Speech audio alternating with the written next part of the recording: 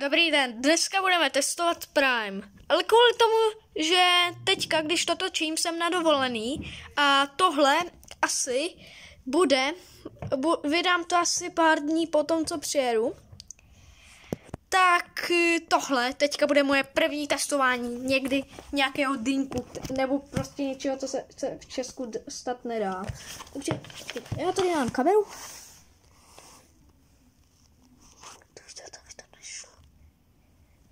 Tak to udělám takhle. Tak, je to dobrý. Tak, já to jdu tady otestovat. Otevřu to.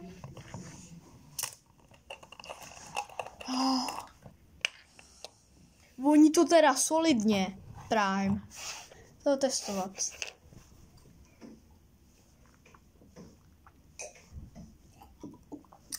Deset z 10. To je extrémně dobrý. Tak to Prime je fakt jako dobrý. A zjistil jsem, že já teďka, když to točím, jsem v Londýně. Stejně to vydám potom. A zjistil jsem, že ono tady, asi to budete vidět rozmazaně, ale je tady London je napsané. Tady bylo napsané London. To asi neuvidíte.